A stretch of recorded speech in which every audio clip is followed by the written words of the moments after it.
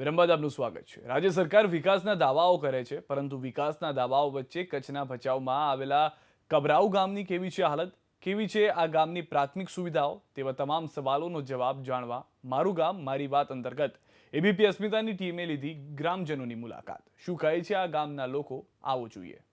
મારું ગામ મારી વાત અંતર્ગત એબીપી અસ્મિતાની ટીમ હાલ ભચાઉના કબરાઉ ગામે ઉપસ્થિત છે અને અહીંયાના સ્થાનિકો આપણી સાથે ઉપસ્થિત છે। 300 થી 350 જેટલા જે ઘર છે તે આ ગામમાં આવેલા છે। અહીંયાના સ્થાનિકો આપણી સાથે ઉપસ્થિત છે, તેમને પૂછીશું કે આ ગામમાં મુખ્ય કઈ કઈ સમસ્યાઓ છે, શું તેમને એ જરૂરિયાતો મળી છે જે એક સામાન્ય નાગરિકને મળવી જોઈએ। દાદા, તમારાથી હું શરૂઆત કરીશ। આ કબરાઉ ગામ છે, મુખ્ય સમસ્યાઓ અહીંયાની કઈ ગઈ છે અને કેટલા સમયથી લોકો અહીંયાના જે છે તે પોતાની ફરિયાદો અને પોતાની રજૂઆતો કરી રહ્યા છે? સાહેબ, જો હકીકતમાં જોતા હોય તો સમસ્યા છે આખો ગામ અમારો દલિત વાસ છે અને આખો વંચિત છે। દલિત વાસ, કોળી વાસ અને મુસ્લિમ વાસ વંચિત જ છે। જ્યાં જ્યાં વિકાસ થયો છે ને તો મોદીના જે પક્ષમાં, મોદી સાહેબના પક્ષમાં જેટલા માણસો છે એનો વિકાસ થયો છે। અમારે જે કોંગ્રેસ પક્ષના, અમે કોંગ્રેસને પહેલથી માનતા આવ્યા છીએ ને આજે માનીએ છીએ ને એનો વિકાસ નથી થયો। હકીકતમાં જોતા હોય તો અમારો કોઈ જાતનો વિકાસ નથી થયો। સમજી લો ને, આજથી આ 22 વર્ષ થયા ભાજપની સરકાર છે। અમારા આ કોંગ્રેસમાં કે દલિતોને એક પણ મકાન આજે બન્યું નથી। અમારું પાણી છે તો બધી છેલ્લે પાણી બધેથી અમારા છેલ્લે બધે પાણી આવે। આવા તમે સમસ્યા અમારા કબરાઉ ગામની જોવો ને સાહેબ તો બહુ અતિ દુર્બળ છે। અને આ સરપંચજી છે અત્યારમાં એ ભાજપના જ છે, બરાબર છે, પણ એ અમારા ગામનું આ હરિજનવાનું જરી એક પૈસાનો વિકાસ કર્યો નથી। જે લોકો છે તેમની સાથે પણ વાતચીત કરવાનો પ્રયાસ કરીએ। ગામમાં પાકી સડકો કે એવું વીજળીની સમસ્યા ખરી અહીંયા આગળ? ગામ છે તમારું કબરાઉ ગામ, પાણીની સમસ્યા, રોડ રસ્તા ખરાબ, એ પ્રકારની કોઈ સમસ્યા ખરી? રોડ રસ્તા કીધું તો કાંઈ બન્યા નથી ને સાહેબ, કોઈ રીતે કાંઈ બન્યા નથી ને પાણીના એમને પ્રોબ્લેમ ચાલુ હોય। અવારનવાર મોટરું બગડી ગયા તો અઠવાડિયે દાદી કાંઈ કોઈ સંભાર જ ન લે। અને લાઈનું બાયનું જૂની છે તૂટલ પાટલ ટાંકીમાં ખરાબ આવારા પાણી એમને જતા હોય રિટર્ન પાછા। કોઈને કહીએ તો ભાઈ તમે આગળ કરો, આગળ તો કોઈ સાંભળતો નથી।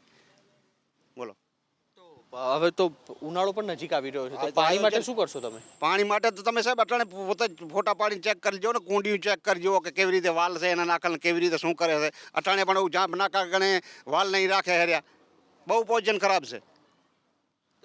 રજૂઆત કરો છો તમે? રજૂઆત તો અવારનવાર કરીએ, સરપંચને કંઈ આગળ બચાવવું જાય તો કે તો થશે। રજૂઆત કરવાનો કોઈ મતલબ નથી, કોઈ દાદ દેતો નથી। શું કામનું મકાન બન્યા, સનાસ બાથરૂમ નહીં ને કે પૈસા દેશે 20-25 સનાસ બાથરૂમ બનાવ્યા, બચાડાને વેચ ભરતા થઈ ગયા। 1 રૂપિયો સનાસ બાથરૂમનું કબરાઉમાં મળ્યો નથી। કેના ગણે જાવ? મોદી સરકાર કહે છે કે શૌચાલય બનાવે તો બનાવે ક્યાં શૌચાલય? ગામડામાં શૌચાલયની વાતો કરે છે કે અમે 8 લાખ કરોડ શૌચાલય બનાવ્યા છે, તો શૌચાલય છે ક્યાં એમ કહું? અમે એક તો બતાવે, પ્રૂફ ને બતાવે તો શૌચાલય કેવું બનાવે? શૌચાલય બનાવે તો ખાલી આમ પતરા ઊભા કરી અને ખાલી દેખાડ પૂરતું બનાવે છે શૌચાલય, નહીં એની કાંઈ એમ શોષ ખાડો કે નહીં ગટરની વ્યવસ્થા કાંઈ નથી, એમને છે શોષ ખાડા બનાવે। તમે જણાવો, ગંદકી અહીં આજુબાજુમાં જોવા મળી રહી છે, આપણે જ્યાં બેઠા છે તેની આજુબાજુમાં પણ એટલી ગંદકી જોવા મળી રહી છે, કોઈ સાફ સફાઈનું કોઈ કામ બામ થાય? ના, કોઈ કાંઈ નહીં, સાફ સફાઈનું કોઈ કાંઈ નહીં, કોઈ પંચાયતનો માણા નહીં, કોઈ સરકારી માણા નહીં, કોઈ પણ કોઈ વસ્તુ નથી કબરાઉની અંદર।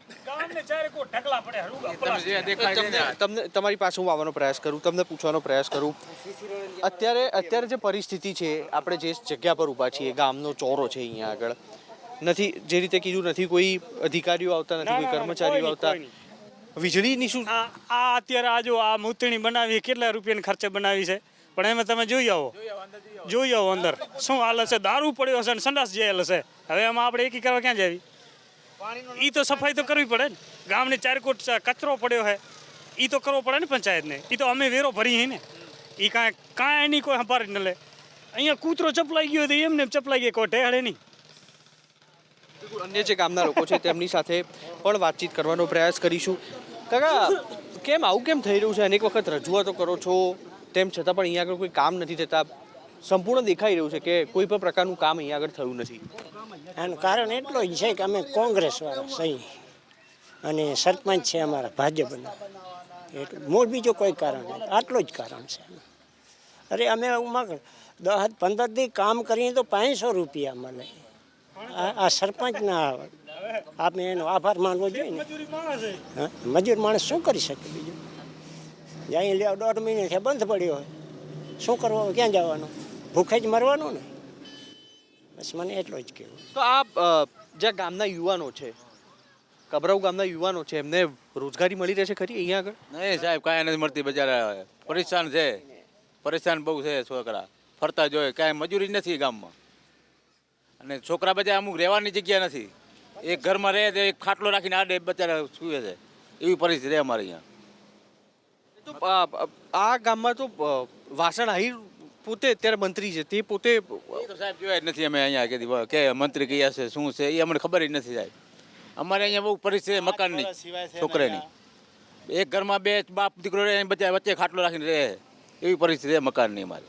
એવા 25-20 છોકરા અમારા, મકાન જ નથી એના, એને શું કરવાનું? આજ દી સુધી એવા ભૂકંપ પછી આજે સુધી નાના જે બચ્ચા છે 25-25 વર્ષના થઈ ગયા છે, એક બાપને 4 દીકરા છે, એક નાની ઓયડીમાં રહે છે, આજ દી સુધી મકાન નથી બન્યા એના.